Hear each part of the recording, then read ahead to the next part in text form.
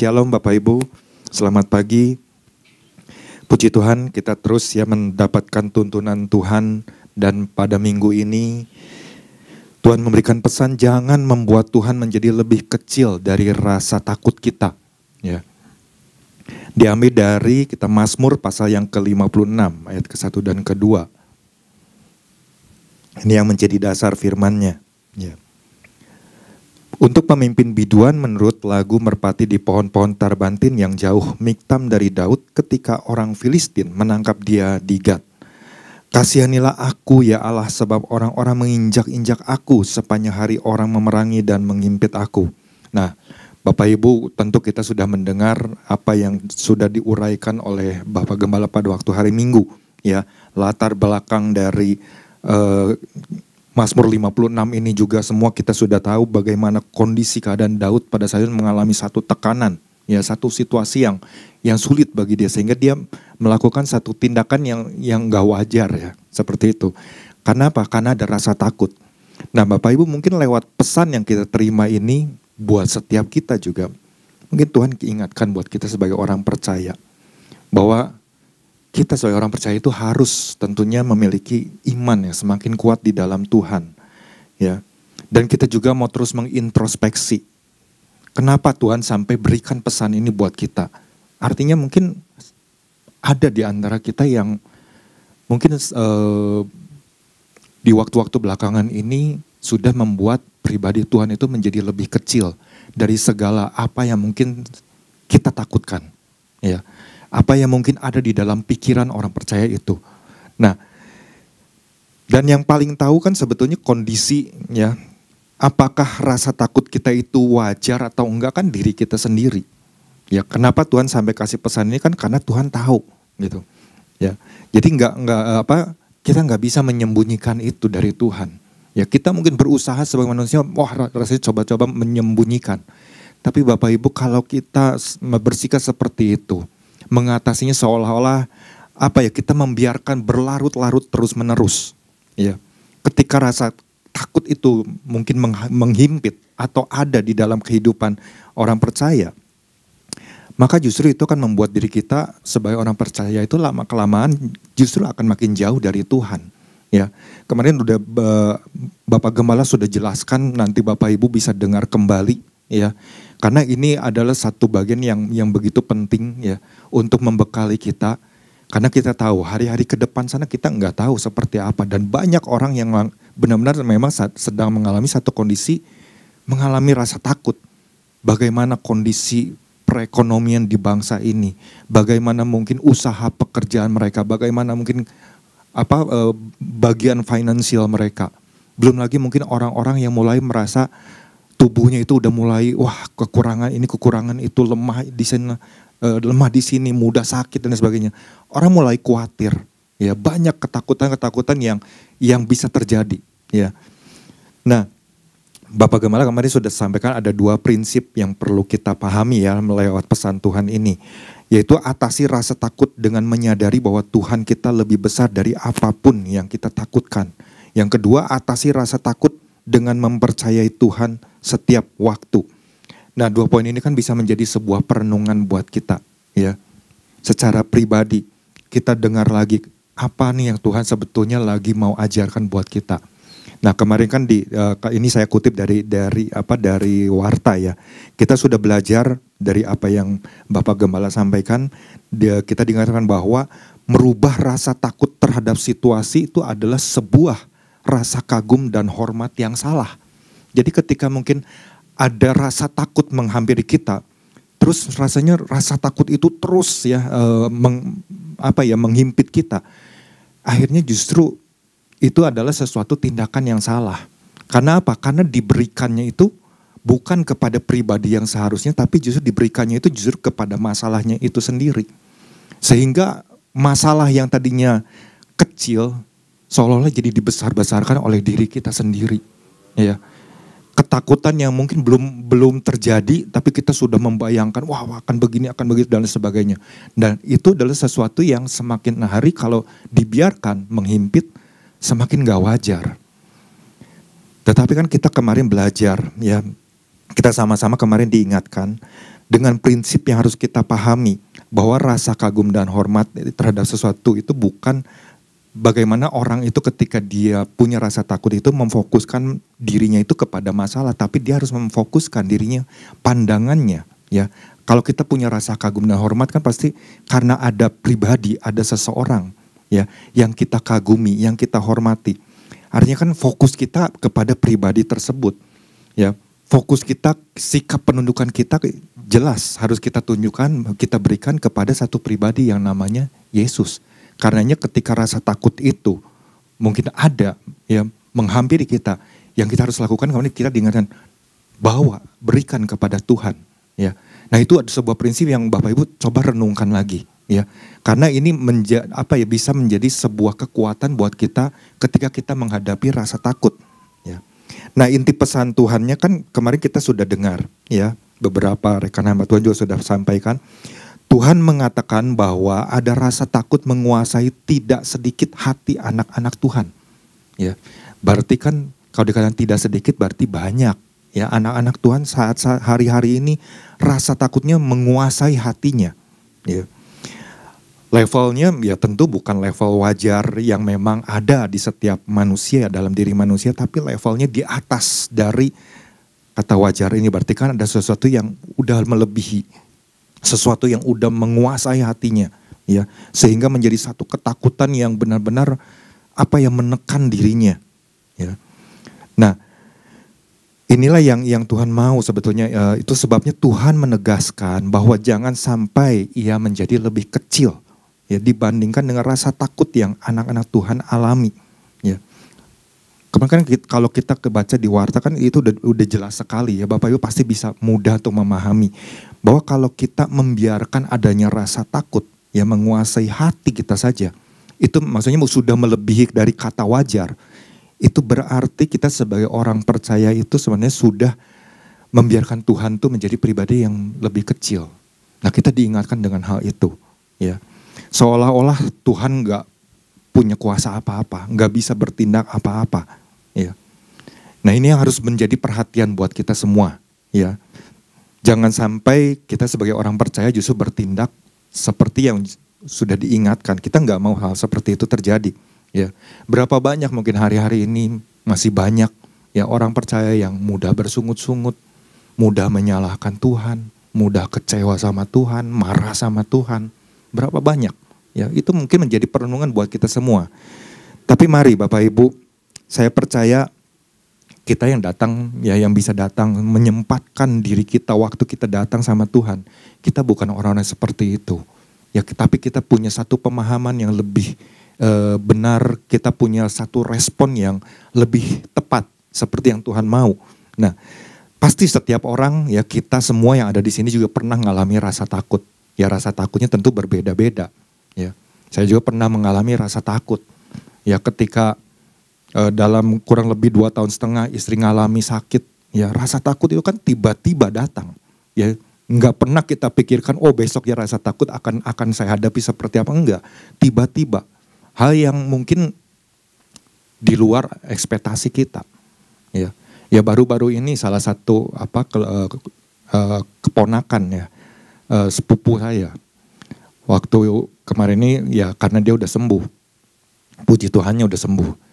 Dia ngalami satu penyakit tiba-tiba, ya, tiba-tiba. Jadi disebutnya penyakit ini terkena virus namanya GBS. Ya nanti Bapak Ibu bisa lihat lah di Google GBS itu seperti apa. Jadi motoriknya itu terganggu, ya. Kalau memori dari otaknya ini nggak masalah, tapi motoriknya terkena serangan yang namanya virusnya, kena virus GBS namanya, ya. Nah kalau ini dibiarkan, itu akan sangat berbahaya. Dan waktu saya itu kan di grup keluarga, ya, di grup keluarga suaminya menyampaikan itu kejadiannya begitu cepat, ya, kondisinya itu turunnya itu begitu sangat cepat. Ketika mulai nggak bisa menggerakkan tangannya, ya. Mau ngambil apa jadi susah, mau naik tangga tiba-tiba rasanya kok berat seperti itu. Sampai kemudian benar-benar nggak kuat, ya, dibawa ke rumah sakit, kemudian langsung itu penanganannya langsung masuk IGD, langsung kemudian masuk ruang ICU. itu kan begitu tiba-tiba sekali. Kok harus sampai ke ICU? Kemudian nggak lama kemudian dipasang ventilator. Ya, mau ngomong udah nggak bisa seperti itu. Ya, saturasi jantungnya itu terus turun seperti itu. Nah itu kalau nggak diatasi kan bisa tiba-tiba meninggal. Ya, dan itu pernah terjadi kepada mama saya. Yang mungkin pada waktu itu kita nggak ngerti ya, cuma kejadiannya kan karena tiba-tiba mama saya hampir seluruh badannya itu nggak bisa bergerak. Nah dia juga sama seperti itu. Tapi kan karena udah pasang ventilator mau ngomong juga nggak bisa, ya ditanya apapun cuma bisa seperti itu. Padahal maksudnya mau apa, bilang apa, tapi karena nggak dimengerti, ya. Nah apa yang kami keluarga besar lakukan, ya ketika mendengar itu kan kita nggak boleh nengok. Ya karena apa? Karena dokter katakan ini jangan ada orang-orang yang berkunjung. Karena ketika orang berkunjung mungkin virusnya bisa menular. Ya, menular kepada orang yang sakit, bukan menular kepada kita. Kita yang mungkin bawa virus ya. Jadi jangan, karena bisa kondisinya semakin turun. Nah, jadi kita cuma bisa menaikkan doa di rumah masing-masing, percaya akan kuasa Tuhan. Ya, orang memperkirakan ini bisa sembuh cukup lama. Tapi ternyata dalam 2 minggu Tuhan sudah melakukan sesuatu buat kehidupannya. Nah ketika saya kemarin beberapa hari waktu lalu ketemu, ya minggu lalu ketemu, saya katakan itu adalah ujian iman buat kamu. Untuk mengalami pribadi Tuhan lebih lagi. Mengalami pertolongan Tuhan lebih lagi. Supaya kita melihat Tuhan yang kita sembah, Tuhan yang kita layani adalah Tuhan yang besar. Tuhan yang gak pernah berubah dulu, sekarang, selamanya. Dan itu dia katakan saya sampai gak berani. Takut, jelas takut. Karena apa? Tiba-tiba kondisinya bisa turun begitu. Orangnya awalnya sehat-sehat. Dia pelayanan ke berbagai daerah, ya daerah-daerah terpencil seperti itu. Sehat. Tapi bisa tiba-tiba ngalami seperti itu. Siapa yang gak takut? Kita pun keluarga yang walaupun jauh, ya satu di Jakarta, satu di mana, kita ngalami rasa takut itu. Ya. Nah, belum lagi kan hal-hal lain, belum mungkin masalah finansialnya gimana kayak ke nanti bayar rumah sakitnya, obat yang harus dikonsumsi itu berupa cairan yang harus masuk ke infusan, satu botolnya itu udah 10 juta. Harus memakai 26 ampul, berarti kan udah bisa dibayangkan berapa totalnya. Udah 200 juta lebih. Orang kan pasti kepikir, aduh gimana ya nanti bayarnya. Ya mungkin keuangan gak punya. Nah banyak hal yang bisa terjadi ketika orang ngalami sakit. Apalagi mungkin kalau kita sendiri yang ngalaminya. Wah pikirannya kan mungkin bisa kemana-mana. Tapi pagi hari ini mari kita belajar ya. Ada hal apa nih, apa yang harus kita lakukan agar rasa takut tidak menguasai kita. Sehingga Tuhan tidak dibuat menjadi kecil dibandingkan rasa takut kita. Ya, prinsip apa yang harus kita mungkin pahami lagi ya untuk mengatasi rasa takut ini. Ya yang pertama adalah atasi rasa takut dengan menyadari bahwa Tuhan selalu bersama kita. Ya, Tuhan selalu bersama kita. Tuhan gak pernah tinggalkan kita. Mungkin orang terlalu banyak mungkin berpikir, kenapa Tuhan tinggalin saya? Percayalah Tuhan bersama dengan kita. Ya, bukankah Dia dikatakan Dia adalah Immanuel, Allah yang menyertai kita, Allah yang beserta dengan kita. Nah, mungkin orang percaya banyak yang mungkin merasa Tuhan itu enggak bersama-sama dengan kita. Ya. Tuhan itu di mana sih? Tuhan itu ada apa enggak sih? Ya, mungkin masih banyak orang percaya yang seperti itu. Ya. Kita lihat di dalam Mazmur pasal yang ke-56, ayat yang ke-8 dulu. Lalu nanti lompat ke ayat yang ke-13. 8 atau 9 itu ya. Sengsaraku engkaulah yang menghitung-hitung. Air mataku kau taruh ke dalam kirbatmu. Bukankah semuanya telah kau daftarkan? Apakah kita pernah menghitung Bapak Ibu sengsara kita? Berapa banyak sengsara yang kita alami selama kita hidup? Rasanya kita gak pernah menghitungnya ya. Kita gak pernah menghitungnya. Kita cuma menilainya besar apa kecil. Tuhan ini loh sengsara yang aku alami kenapa harus sebesar ini? Kenapa misalnya mungkin sengsara, kalau kecil rasanya kita nggak akan pernah ngomong, tapi kalau rasanya masalahnya besar, kita ngalami penderitaannya harus, waduh rasanya berat, besar, kita cuma menilai dari itunya, kita nggak pernah menghitung. Tapi pribadi Tuhan adalah pribadi yang menghitung. Ya. Tuhan artinya catat sengsara kita. berapa banyaknya. Kemudian mungkin dikatakan air mataku kau taruh ke dalam kirbatmu. Kalau kita mungkin mengeluarkan air mata, kita ambil tisu lap. Nggak pernah ditampung atau mungkin jatuh ke tanah. Tapi buat Tuhan dikatakan kau taruh ke dalam kirbatmu. Artinya pribadi Tuhan itu pribadi yang seperti apa, kita bisa langsung menilai dari perkataan seorang Daud ini. Bukankah semuanya telah kau daftarkan? Artinya kan waduh, Tuhan itu begini, aduh hari ini anakku menangis karena ini. Tuhan tulis di dalam daftar bukunya. Itu pribadi yang luar biasa. Ketika saya baca ayat ini, kemudian saya renungkan, Tuhan poin apa yang harus saya sampaikan. Di situ saya meneteskan air mata. Betapa dahsyatnya Engkau Tuhan. Orang yang gak tahu mungkin rasa takut yang sedang dialami, tapi Tuhan tahu. Ini yang sangat-sangat dahsyat sekali. Ya.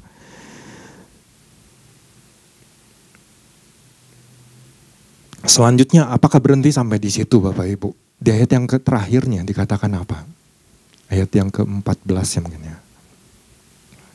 Sebab Engkau telah meluputkan aku daripada maut. Siapa yang meluputkan kita daripada maut? Kalau bukan pribadi Tuhan.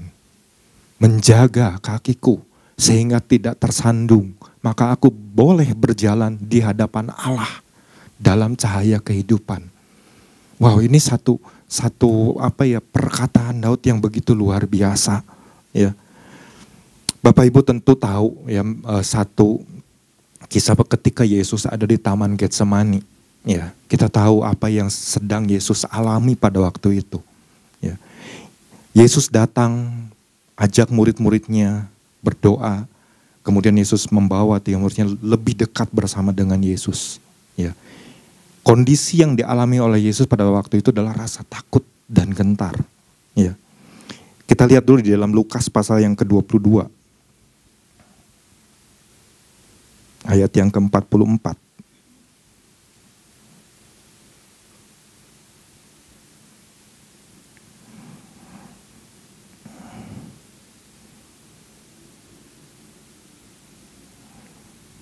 Di situ dikatakan ia sangat ketakutan dan makin bersungguh-sungguh berdoa. Peluhnya menjadi seperti titik-titik darah yang bertetesan ke tanah.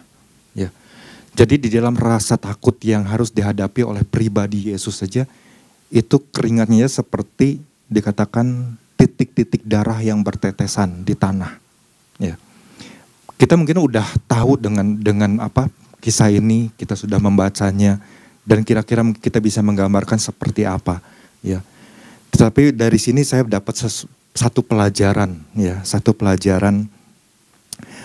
Bagaimana kadang ketika Tuhan katakan waktu melihat bagaimana murid-muridnya, dikatakan, duduklah di sini dan berjaga-jagalah, ya.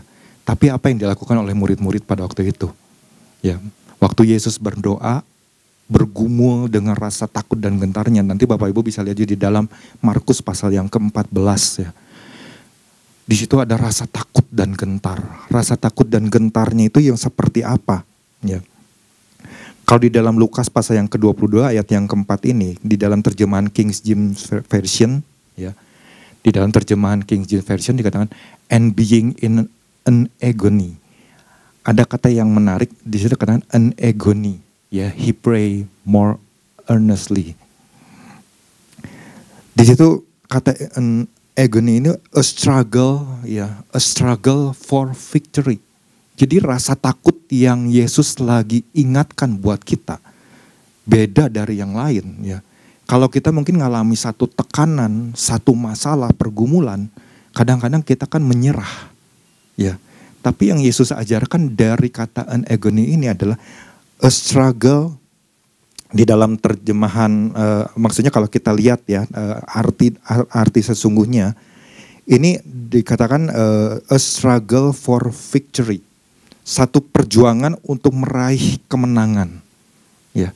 Artinya ketika mungkin rasa takut itu menghimpit, ya, Yesus lagi ajarkan buat kita, ya, anak-anaknya, kalau kamu menghadapi pergumulan, rasa takut apapun, kamu harus berjuang. Berjuang untuk meraih kemenangan. Jangan kamu cuma berjuang, seolah berdoa, tapi kemudian, Tuhan capek, nyerah Tuhan, saya udah kalah. Enggak, Yesus lagi ajarkan untuk menang dari segala rasa takut. Ya. Bahkan di situ apa yang Yesus lakukan di situ, dia sedang bergulat ya di dalam pergumulan satu tekanan yang begitu berat ya.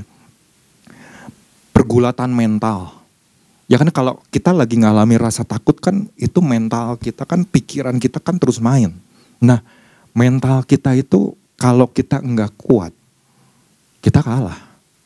Tapi Yesus ajarkan bagaimana pribadi Yesus dalam ketakutan ini. Yesus bisa menang, ya, menang atas segala rasa takut. Itu yang Yesus mau untuk anak-anaknya lakukan, ya. Jadi di situ arti lainnya wrestling. Jadi wrestling itu kan kayak pegulat kan. Kalau namanya wrestler itu kan pegulat. Di sini wrestling a severe mental struggle. Jadi pergulatan mental. Walaupun mungkin di situ ada satu penderitaan yang harus dihadapi, ya. Di dalam terjemahan Amplified Bible, itu kata being in agony ini dikira deeply distress and anguish. Jadi ada satu tekanan ya yang begitu dalam dan membuat hati Yesus begitu sangat sedih. Ya. Artinya kita bisa bayangkan kondisi takut ya pribadi Yesus. Mungkin karena itu kan Yesus. Tapi Bapak Ibu ingat, dia adalah Allah yang sudah mengosongkan dirinya, mengambil rupa sebagai seorang hamba, menjadi sama dengan manusia. Artinya di situ Yesus lagi ngajarkan, Yesus pun sama seperti manusia pada umumnya, mengalami rasa takut. Rasa takut itulah yang Yesus lagi ajarkan kepada kita. Ayo, jangan engkau kalah dari rasa takut itu, dari rasa apa yang mungkin menekan dirimu. Engkau harus menang lewat sebuah perjuangan. Ya. Di situ kita belajar sesuatu, ya. Nah, lalu kalau kita renungkan lagi, ya, apa sebetulnya yang lagi Yesus ajarkan? Kenapa Yesus ingatkan? Ketika Yesus datang melihat murid-murid tertidur, dikatakan, Petrus, tidak sanggupkah engkau berjaga-jaga, berdoa 1 jam saja? Di sini saya mendapat satu lagi pelajaran. Ya. Kadang-kadang pribadi kita sebagai manusia, ya mungkin seperti itulah. Ketika kita mungkin diingatkan pesan Tuhan ini, ya. Ketika mungkin kita diingatkan Tuhan jangan membuat Tuhan menjadi lebih kecil dari rasa takut kita. Artinya mungkin kadang-kadang kita mungkin ada yang bersikap, ketika firman didengarkan karena rasa takut yang lebih menguasai, kita melewatkan perkataan-perkataan Tuhan tersebut, pesan tersebut lewat. Kita enggak menjadi pribadi yang berjaga-jaga. Kita enggak menjadi pribadi yang terus berdoa. Malah kita memilih menjadi orang yang mungkin tidur secara rohani. Nah, kalau orang yang mungkin ada dalam kondisi seperti itu, bagaimana dia bisa menghadapi rasa takut? Bagaimana dia bisa menang atas segala rasa takut tersebut? Kemarin kan kita belajar bagaimana rasa takut yang bersalah ini, merasa bersalah ya. Merasa mengalami satu tekanan. Rasa takut yang terhadap segala situasi. Kan kemarin kita sudah diajar ya, Bapak Gembala sudah menjelaskannya. Bagaimana kita harus memindahkannya ya, menjadi rasa takut dan kagum ya, kagum kepada satu pribadi Tuhan, di mana kita menyerahkan semuanya kepada Tuhan. Nah, ini kan bagaimana Yesus itu sebetulnya lagi ngajar kepada murid-muridnya apa yang Yesus lakukan. Yesus lagi ngajar nih. Kalau engkau lagi ngalami masalah, engkau datang kepada Bapa. Sama seperti Yesus lakukan di Taman Getsemani. Datang kepada Bapa, cari Bapa. Tapi apa yang dilakukan oleh murid-murid? Tidur. Ya. Nah ini yang gak boleh untuk kita lakukan. Kalau kita memilih mungkin udah gak melakukan apa-apa. Kita merasa lelah, capek, ya, gak tahu harus berbuat apa. Berarti kita sedang menjadi orang yang lagi membuat pribadi Tuhan itu menjadi lebih kecil dari rasa takut kita. Ya. Karena mari kita sadari ya, bahwa Tuhan itu selalu kok bersama-sama dengan kita. Tuhan gak pernah tinggalkan kita. Sama seperti yang Yesus lakukan. Yesus dalam pergumulan, Yesus tahu. Yesus ada bersama dengan Bapa. Walaupun saat itu dia ada di dunia ini. Mengambil rupa sebagai manusia. Tapi dia tahu Bapa selalu bersama dengan dia. Ya. Jadi apa kuncinya ya supaya kalau kita pengen sadar bahwa Tuhan itu bersama dengan kita. Ya nggak ada cara lain adalah kita datang sama Tuhan. Ya. Datang terus mendekat sama Tuhan. Ya. Berbicara sama Tuhan. Ya. Oh Tuhan, aku kan sudah lakukan itu. Apakah itu seperti yang Tuhan mau? Ya, untuk kita lakukan. Mungkin kalau kita berpikir kita sudah melakukannya, ya mari kita introspeksi lagi. Ya. Mungkin saja apa yang kita lakukan, kita udah melakukannya tapi belum tepat seperti yang Tuhan mau. Atau mungkin kita cuma melakukannya biasa seperti itu aja. Tapi mari kita belajar sesuatu ya, kita belajar lebih lagi. Ya. Karena kalau kita sudah tahu ya tentang hal tersebut, tentu kita kalau sebagai manusia, kalau Tuhan aja memerintahkan berjaga-jagalah ya. Kita jadi manusia waktu kalau mungkin saya bayangkan ada di situ ada murid-murid Yesus melakukan itu, ketika Tuhan kata hatiku sedih ya. Rasanya mau mati ya. Dia mengeluarkan keringat itu seperti tetesan-tetesan darah. Kalau pada saya mungkin guru apa yang bisa aku lakukan? Aku mau beri engkau kekuatan. Mungkin kalau kita berkata seperti itu, ya ada sesuatu. Kita memberikan sesuatu kepada Tuhan. Tapi di situ kan bagaimana murid-murid nggak melakukan apa-apa. Murid-murid cuma diem, nggak melakukan tindakan apa-apa. Tapi kalau sekarang kita balik, ketika kita ada dalam satu masalah, ya. Ada dalam rasa takut, datang sama Tuhan. Tuhan adalah pribadi yang tidak membiarkan kita. Di situ dikatakan kalau kita bandingkan dan kita kembali di dalam Mazmur ya pasal 56. Dikatakan engkau telah meluputkan aku. Itu kan artinya Tuhan itu lagi menjauhkan kita. Ya. Tuhan lagi melindungi kita anak-anaknya. Tuhan lagi menjaga setiap langkah kita. Ya, supaya apa? Supaya kita tidak tersandung. Kalau Tuhan kan katakan, tidak sanggupkah engkau berdoa dan berjaga-jaga supaya engkau tidak jatuh di dalam berbagai pencobaan. Tujuannya kan supaya kita enggak tersandung. Supaya kita enggak jatuh di dalam berbagai pencobaan. Pencobaan apa? Ya salah satunya adalah ketakutan-ketakutan yang mungkin bisa menghampiri kita kapan aja. Ya. Karena mari kita sama-sama belajar. Ya. Jadi dari kisah ini sebenarnya Tuhan, kita harus sadar Tuhan ada bersama kita. Tuhan gak ingin kita sebagai anak-anaknya jatuh, tersandung. Ya. Karena apa? Karena dia adalah Allah yang setia. Dia adalah Allah yang benar. Tuhan kita adalah Tuhan yang tidak pernah berubah. Dia adalah Allah yang besar. Ya. Itu yang pertama. Yang kedua, apalagi yang harus kita pahami, ya, agar rasa takut tidak menguasai kita sehingga Tuhan tidak dibuat menjadi lebih kecil dia dibanding rasa takut kita. Yang kedua adalah menyadari, ya kita harus sebagai orang percaya itu harus menyadari bahwa Tuhan adalah satu-satunya sumber pertolongan. Ya. Tuhan adalah satu-satunya sumber pertolongan. Bagian kita datang cari Tuhan. Ya, tetap intinya datang cari Tuhan, tapi bukan cuma carinya aja, sampai kita mendapatkannya. Ya. Kenapa Daud sampai memiliki satu keyakinan, ya, bahwa Tuhan akan membela dirinya? Ya. Karena pribadi Daud ini dia tahu sumber pertolongan dia di dalam kehidupan dia cuma ada di dalam Tuhan. Itu yang Daud lakukan di dalam kehidupannya. Dia menjadikan Tuhan sebagai sumber pertolongan satu-satunya.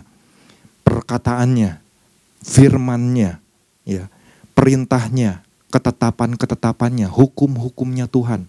Itu bagaimana Daud pegang baik-baik. Ya. Di ayat yang keempat atau yang kelimanya ya, di situ kan dikatakan bagaimana kepada Allah yang firman-Nya kupuji. Ya. Jadi dia cuma fokus dia hanya kepada Allah. Dia katakan yang firman-Nya kupuji. Artinya firman-Nya itu benar-benar ada di dalam hatinya, di dalam kehidupannya. dia hidupi firman Tuhan, perkataan Tuhan. Itu dia lakukan, dia praktekkan sebisa dia. Ya, itu yang dia lakukan. Ya.